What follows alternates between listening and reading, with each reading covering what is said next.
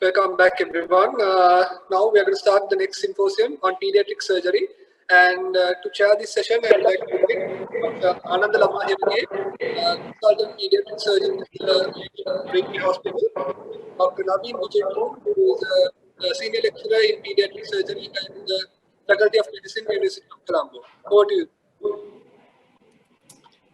Good afternoon to everybody.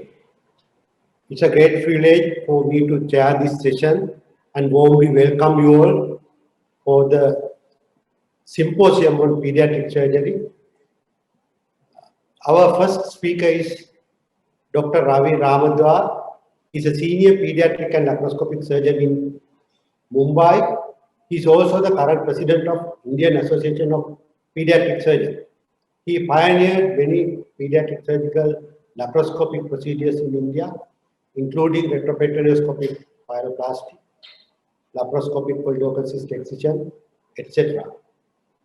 He has been the former president of Pediatric Endoscopic Surgeons of India as well. He has delivered many guest lectures in various national and international conferences. I also must mention that he is a good friend of ours.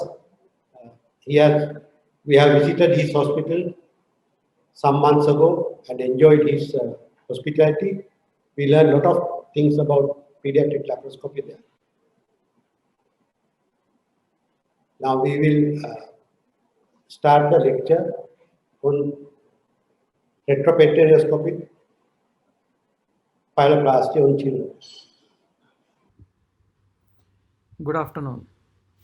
At the outset, let me thank Dr. Jayendra, Dr. Cecil Kumara, and Dr. Ananda for inviting me to the Surgical Congress of Sri Lanka for the year 2020.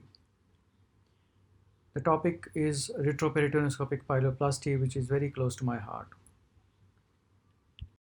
Retroperitoneum is a potential space, which we all know about. Most of the surgeries for kidney, ureter, adrenal, sympathetic chain, and spine surgery in open approach are performed by extraperitoneal or retroperitoneal approach. And this is a standard of care all over the world. Most surgeons, therefore, are trained in this approach in open surgery. So when we shifted from open surgery to minimal access surgery, there was an involvement of learning process, and sometimes it created confusion in the mind of the surgeon. Whether this block which you see here, is it a circular block or is it a rectangular block? But when you actually get a correct perspective, you realize that this is a sphere, and sometimes things appear as a matter of perspective. So the similar thing happened with laparoscopic surgery for renal tract and retroperitoneoscopy. The initial problems were multiple in retroperitoneoscopy. There was difficulty in opening up the retroperitoneal space, leading to injury to structures which are nearby, like colonic perforations, vascular injuries, and number of times surgeons ended up converting the retroperitoneoscopic surgery to open operation. Because of that, retroperitoneoscopy was given up.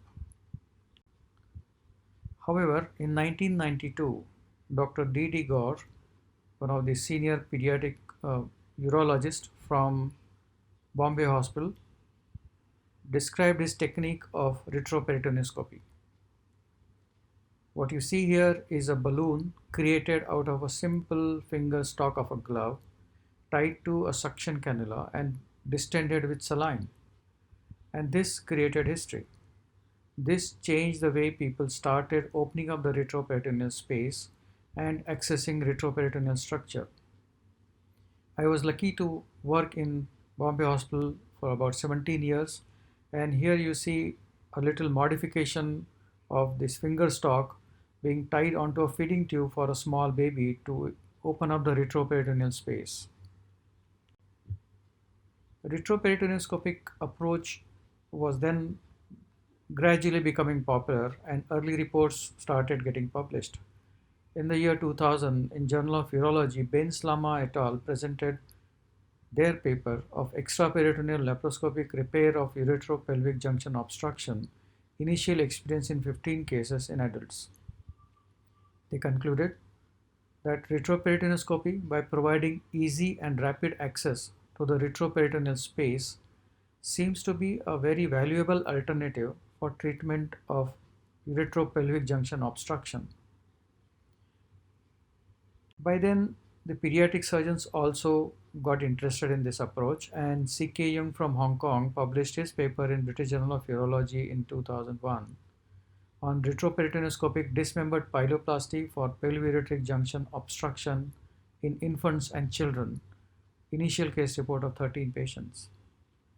He concluded at the end of the study that retroperitoneoscopic dismembered pyeloplasty is effective and safe in infants and young children, giving a good early outcome. After that, a variety of papers have been published and number of positions have been described in adults as well as in pediatric population. So described positions have been in prone position, in lateral position, with a kidney bridge raised or with a roll of towel. So all these combinations have been tried, and one of the issues when you approach the kidney in a prone position is that you can approach the renal hilum reasonably well. You can expose the posterior surface very well, but because of the position and the crowding, it is difficult to do a reconstructive procedure. So the prone position became popular for excisional procedures like nephrectomy, adrenalectomy, instead of going in for the reconstructive procedures. The lateral position, which is described in adults, is depicted in this diagram. The primary optical trocar is inserted at the tip of the 12th rib, and the two working trocars are then inserted posterior to it. Now this allows you to dissect the retroperitoneal space and allows you to approach the renal pelvis as well as renal hilum. However, the disadvantage is both the working trocars are on the same side of your telescope, and this causes little difficulty in reconstructive procedures. In adults, because you get a much larger space, this is possible, but in children it is not possible to achieve similar space. Another problem with this approach was generally the primary trocar was inserted by an open approach by putting in a finger into the retroperitoneal space and guiding the secondary trocars blindly into the retroperitoneal space. This induced significant amount of blunt dissection, causing injury to the capillaries and causing bleeding and staining of the retroperitoneal structures with blood with poor visibility. This was then modified to this diagram, which depicts the port placement in adults. The 12 mm trocar was placed halfway between the tip of the 12th rib and the iliac crest. That was the optical trocar. The working trocar were there inserted along the lateral border of erector spinae and near the tip of the 11th rib, giving you a triangularization to approach the kidney in a lateral position. What you see here is a similar approach being used by us. We mark always the position of the patient. The roll of towel or a gel pad is kept under the rib cage in a lateral position to open up the subcostal angle. The surgeon stands on the side the surgery is to be performed, and the monitor is on the opposite side. The 11th and 12th ribs are marked, the iliac crest is marked, as well as the erector spine is marked, and then the port placement is decided based on the age of the child. Typically, in a child who has smaller space, like in infants, the optical trocar moves more towards the iliac crest, whereas in an older patient, it can go closer to the midpoint between the tip of the 12th rib and the iliac crest. An open insertion is performed here, and the secondary trocars are then inserted, one at the renal angle under vision and second one at the anterior suprailiac spine just above it. So this gives you a triangularization to approach the renal pelvis, renal hilum, and excisional procedures as well as reconstructive procedures can be performed comfortably.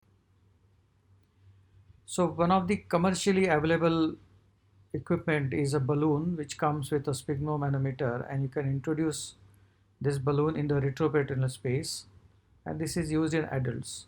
Once you open the space, you insert your trocar in the space, and what you get to see is a beautiful retroperitoneal space. Now this is a video of a infant who was about 6 weeks, weighing 3 kilos, with bilateral PUG obstruction and hydronephrosis. We had opened the retroperitoneal space using the feeding tube with a finger glove stock. You can see how beautifully the retroperitoneal space is available. You could also identify the 12th rib there, and the retroperitoneal space is opened further by a blunt dissection. Here you can see many capillaries which can bleed if you just distend this space blindly. Once you create an adequate space, you can see that there is enough space even in small babies to perform reconstructive procedures.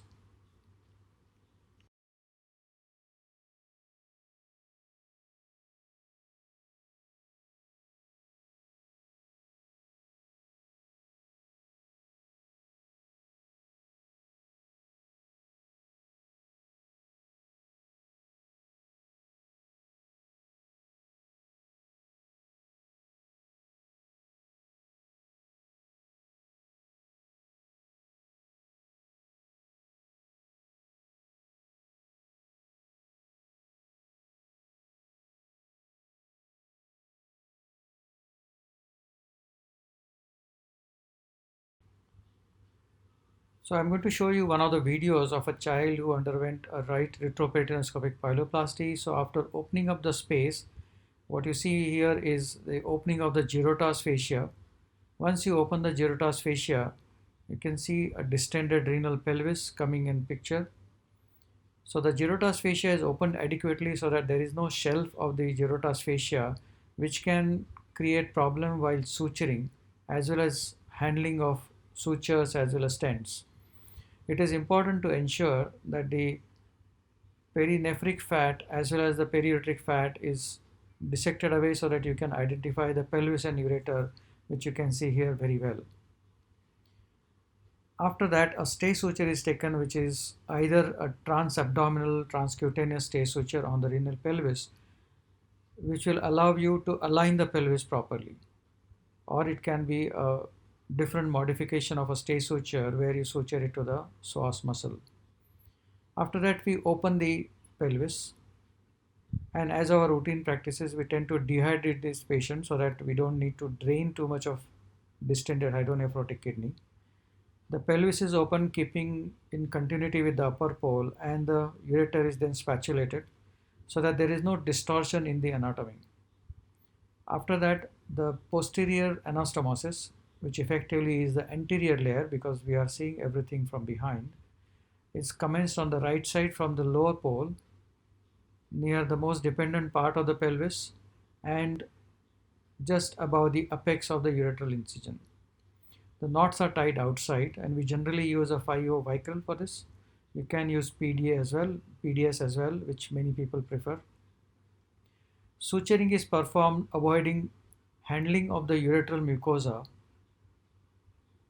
in a continuous fashion till the healthy ureter is reached at the upper end. Again, the knot is tied outside the pelviureteric anastomosis. A few interrupted sutures are taken at the lower end to ensure that we do not cause constriction effect because of the continuous sutures all around. In all these sutures, we have to ensure that the knots are kept outside. Once that is performed, then a DJ stent is passed across the anastomosis into the bladder. I generally prefer not to put a guide wire, and most of the time the stent would go very comfortably into the bladder. After completing the anterior layer of the anastomosis, the dilated pelvis is then excised and proper tapering of the pelvis is performed, doing a most dependent pelviureteric anastomosis as described by Anderson Haynes. A thorough wash is given and a feeding tube is kept as a drain.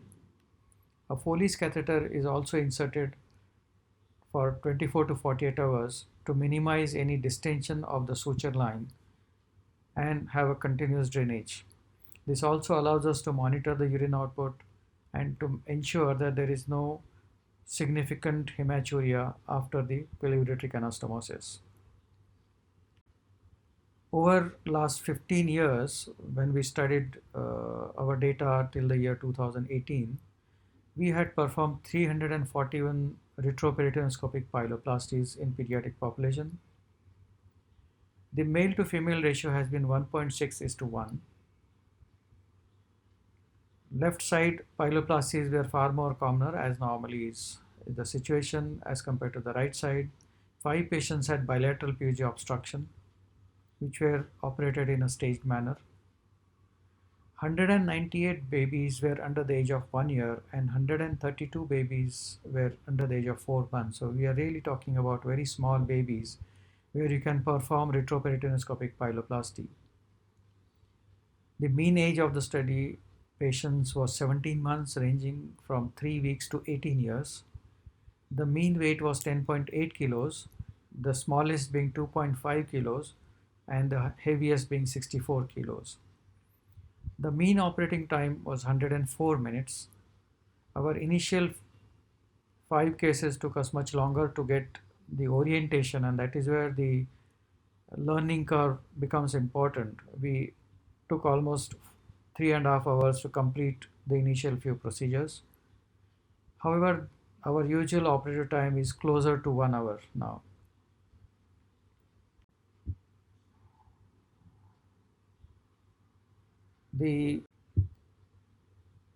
Now the question to answer is, which is better? Is retroperitoneoscopic pyeloplasty better or laparoscopic pyeloplasty in children is better? So Cannon et al. Published their study in 2007 in Journal of Urology and concluded that there were no major differences between the retroperitoneoscopic and laparoscopic approach for correcting pelvic junction obstruction. The difference in operative time likely reflects the learning curve for laparoscopic suturing and dissection, particularly in retroperitoneoscopic approach where the operating space is very small. In one of the papers published in Journal of Pediatric Urology in 2009, Jeff Walla from Nice and his team, who were the first few people to start retroperitoneoscopic procedures in pediatric population, looked at their data of retroperitoneoscopic versus open dismembered pyeloplasty for uretropelvic junction obstruction in children. They concluded that retroperitoneoscopic pyeloplasty is as safe and effective as open pyeloplasty. This technique is now our procedure of choice for children older than 4 months, so they do not like to perform it in smaller children. The advantages are more obvious in children over the age of 4 years than in infants. However, they also agree that this technique remains difficult to perform and difficult to teach for most other people. So there was an interesting meta-analysis comparing robotic assisted versus conventional laparoscopic or open pyeloplasty in children, published in British Journal of Urology in 2014, reported by Tom Cundy and colleagues. They concluded that the existing evidence shows largely comparable outcomes. Robotic assisted pyeloplasty may offer shorter length of stay and lower analgesia requirements, but compared with open pyeloplasty, these gains are at the expense of higher cost and longer operating times. However, for most of the Southeast Asian continent, it is probably better to get used to and learn laparoscopic procedures rather than going for robotic procedure because of the obvious higher cost and the longer operating times. So what is the take-home message?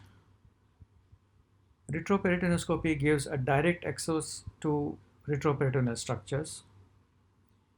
Various procedures performed are comparable to laparoscopic transperitoneal or robotic transperitoneal or open operations. Retroperitoneoscopic pyeloplasty is difficult to teach and learn unless you have excellent grasp of three-dimensional anatomy, which seems to be the common situation for most other people. The space is much smaller, so you need to have refined skills. Operative times are longer, initially, but recovery and long term results are equally good. So, thank you very much for your kind attention, and I hope this has been useful for the general surgeons as well as urologists in Sri Lanka. Here, one of the photograph of team of 6 of my colleagues, pediatric surgeons, who came and visited us last year before the COVID pandemic hit us. They managed to observe a live retroperiscopic pyeloplasty in a small baby and really enjoyed the operation. It was a pleasure to see them all, and I hope to see them all again. I'll take any more questions if there are any. Thank you very much, Dr. Ravi. It was a fantastic presentation. We hope to have a Q&A session at the end of the talks. So let's move on to the second lecture of the symposium, which is to be done by Dr. Janath Linage. Janath is a consultant pediatric surgeon at the teaching hospital Karapitiya. He has a special interest in advanced pediatric laparoscopy and oncological pediatric surgery. And he has been a pioneer in developing these two fields in Sri Lanka. Over to you, Janath. Thank you and good afternoon, everybody. I'm going to talk to you today about minimal access surgeries performed in neonates in Teaching Hospital Karapitiya over last year. First, let's look at the history of neonatal minimal access surgeries. First laparoscopic surgery in a neonate was done by Stephen Kans in 1971. Same year, first thoracoscopy in a neonate was performed by Klimkovich. Both these surgeries were diagnostic only. First laparoscopic pyloromyotomy was performed by Allen in 1991. And first one of the landmark surgeries, that is veo-esophageal atresia repair in a neonate, was performed by Lord and Rothenberg in 1999 in Berlin. First duodenal atresia repair was performed by Bax in 2001, and again first tracheoesophageal fistula repair, that is type C esophageal atresia repair, was performed by Dr. Stephen Rothenberg in 2002. Our hospital is Teaching Hospital Karapitiya. It is located in the southern part of Sri Lanka. It provides services to 2.5 million population in the southern province of Sri Lanka. It's one of the tertiary care pediatric surgery centers in Sri Lanka. There are 2 pediatric surgeons currently working full-time in our hospital. Our unit is supported by a neonatal intensive care unit and a pediatric intensive care unit. Galle is one of the most beautiful cities in the country, and it is famous for beautiful beaches and old Dutch fort. It is one of the most visited places in the country.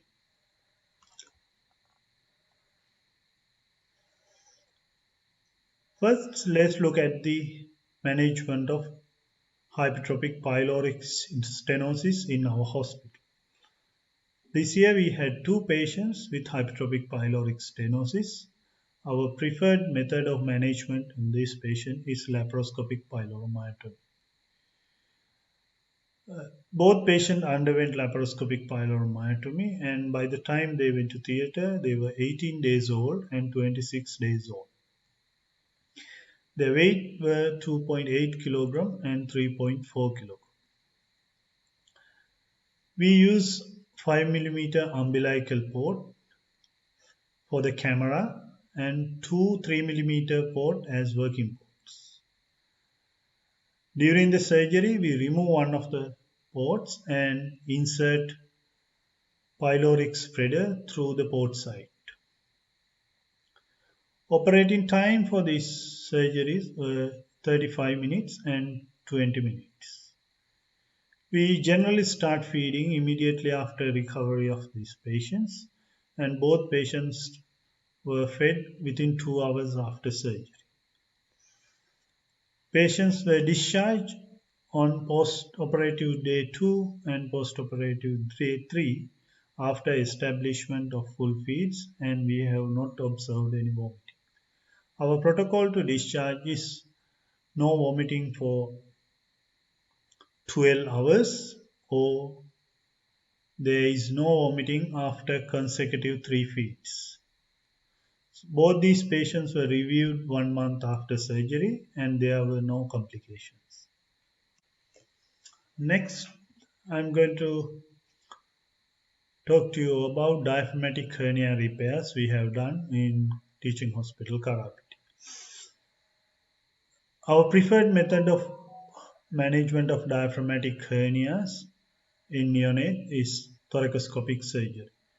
But sometimes when the patients are not stable and when they are on ECMO or high frequency ventilation with nitric oxide, then we sometimes do open surgery as well. This year we performed 5 thoracoscopic repair of diaphragmatic hernias. There were 2 patients who were 6 days old, and 2 patients were 5 days old, and 1 patient was 10 days old by the time of the surgery. Their weight was ranging from 1.7 kilogram to 3.9 kilogram. Their operating time was ranging from 150 minutes to 210 minutes. We tend to put a Gore-Tex patch almost always in these surgeries, especially when the defect is significantly large. But when the defect is very small, we perform primary repair without a patch.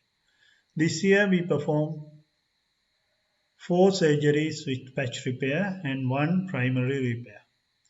We insert 5 mm port for the camera and 2 3 mm ports for instruments.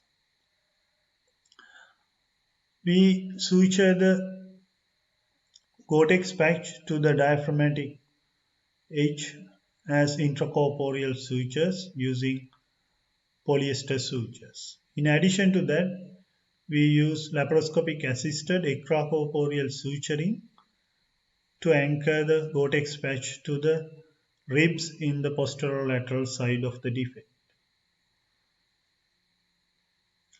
After surgery, 4 patients recovered without complication, but one of the patients had severe sepsis 10 days after surgery. 12 days after surgery, he had a bowel perforation and we performed a laparotomy, found that he was having extensive necrotizing enterocolitis with gangrene of almost 70% of the bowel. That patient unfortunately died 2 days later. There were no recurrence of diaphragmatic hernias in any of our patients, including the patient who died. There was no recurrence at the time of laparotomy.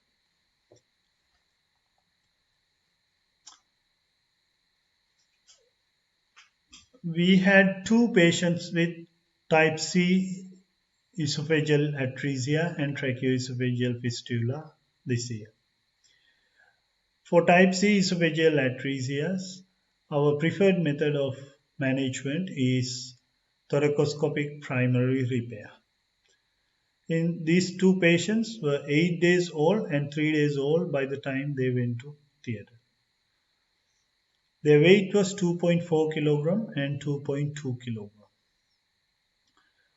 Operating time for these 2 surgeries were 190 minutes and 110 minutes. We use 1 5 mm port for the camera and 2 3 mm ports for the instruments.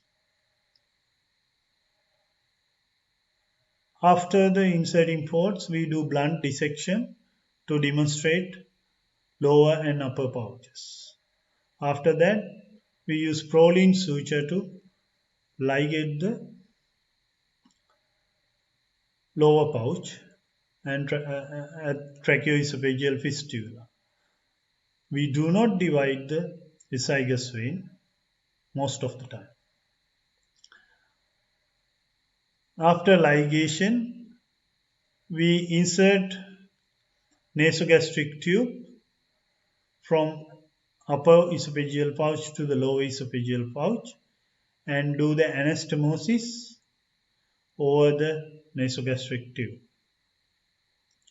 We use PDS sutures for the anastomosis. First patient, we started nasogastric feeds 1 day after surgery. But we had to keep the patient intubated for 12 days due to a large PDA, and it was difficult to wean him from ventilator. However, he was extubated 12 days after surgery, but patient had significant respiratory distress, so we had to continue nasogastric feed for 20 days. After that, patient was started on oral feeds and patient was discharged on postoperative day 26. Second patient had more straightforward postoperative outcome, and that patient we started nasogastric feeding 1 day after surgery, and the same day we were managed to extubate the baby as well. We continued nasogastric feeding for 7 days, and 7 days later we did a contrast swallow study, and which it demonstrated intact anastomosis without any leaks. Then oral feed was started and patient was discharged 2 days later. There were no postoperative complications in these two patients.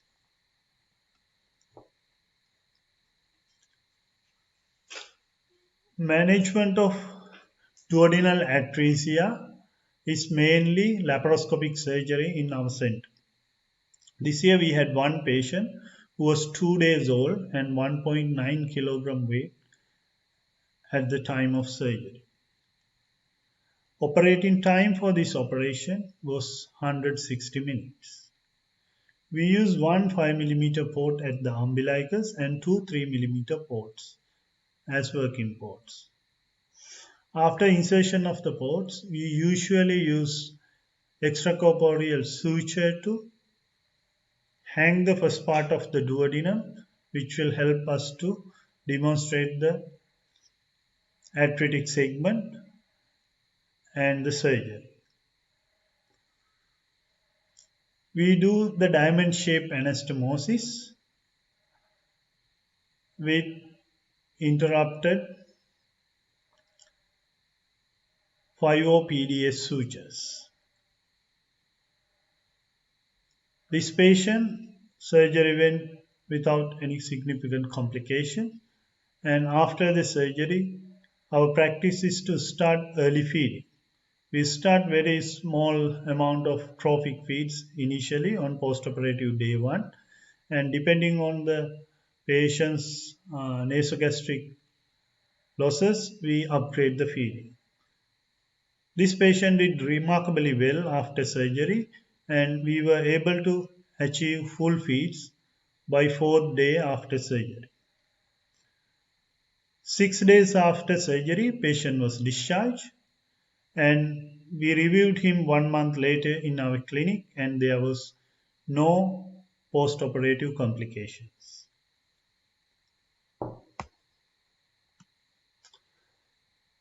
I have to mention two other laparoscopic assisted surgeries we have performed in neonates this year. We did one ovarian cystectomy in a 6-day-old baby with help of laparoscopy. We inserted the laparoscope at the umbilicus to demonstrate the cyst, and we did a mini Panasteel incision, and through that we removed the cyst. We did one laparoscopic assisted gastrostomy for long gap esophageal atresia patient. This is the summary of neonatal laparoscopic surgeries we have performed in Teaching Hospital Karapitiya this year. There were 2 laparoscopic pyloromyotomies and mean age of the patient was 15 days and weight was 3.1 kilogram. Operating time was 27.5 minutes. There were 5 patients for diaphragmatic hernia repairs and their mean age was 6.4 days and mean weight was 2.7 kilogram. Operating time was 171 minutes. 2 patients underwent esophageal atresia repair for type C esophageal atresia. Their age was 5.5 days and weight was 2.3 kilograms. Operating time was 150 minutes. 1 patient had duodenal atresia repair. She was 1.9 kilogram and operating time was 160 minutes. There were 2 laparoscopic assisted surgery, that is 1 ovarian cystectomy and 1 laparoscopic assisted gastroscopy. Thank you for your attention. Thank you very much. Thank you very much, Janath. Thank you very much, Ravi, for both the lectures. And we really enjoyed because we are Sri Lankan pediatric surgeons are quite keen to go ahead with laparoscopy. And in many centers, they are doing at the moment, and some are in the learning process. But I think soon everywhere, laparoscopy will become the main method of doing most of the surgeries. I think the first question is to you, Ravi. The question is, how feasible is retroperitoneoscopic surgery for recurrent PUJ obstruction? Thank you, Dr. Ananda. It's been wonderful to listen to Dr. Janath's experience also, and I appreciate the kind of quality of work being done across Sri Lanka. So I must congratulate him for that. To answer your question, yes, we have had patients who had undergone redo pyeloplasties by retroperitoneoscopic approach. Some had undergone a open procedure like either a lumbotomy incision or a oblique muscle cutting subcostal incision to do an open pyeloplasty, who required a redo pyeloplasty where we could go in again. 1 patient who had undergone a laparoscopic transperitoneal pyeloplasty required a retroperitoneoscopic pyeloplasty after about 4 years. There was 1 interesting patient who had undergone retroperitoneal, rather lumbotomy incision pyeloplasty at the age of 3 months, who came back at the age of 9 years with a PUJ obstruction, who underwent a transperitoneal YV plasty, because that was my first redo pyeloplasty, so I actually did that. That didn't work, so I had to go back in, and then I went in by retroperitoneal approach. So this was the 3rd surgery on the PUJ, and I could open up the retroperitoneal space comfortably and perform the retroperitoneoscopic pyeloplasty. So I think, like all the laparoscopic procedures, you get minimum adhesion formation in minimal access surgery, and the spaces can be opened. You probably need to spend a little bit more time than in open operation to achieve the retroperitoneal approach or access with a adequate exposure of the ureter and pelvis to do the reconstructive procedure.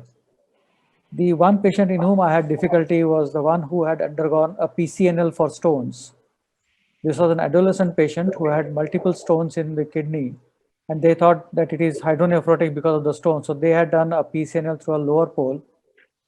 And in that patient, to open the retroperitoneal space was much more difficult. So I don't know whether the PCNL and keeping a subsequent drain into the kidney had induced more leakage in the perinephric area and inducing more scarring and fibrosis, or whether it is just 1 patient who has a tendency to develop more adhesions. I don't know the answer to that question, but yes, you can redo these procedures by retroperitoneal approach.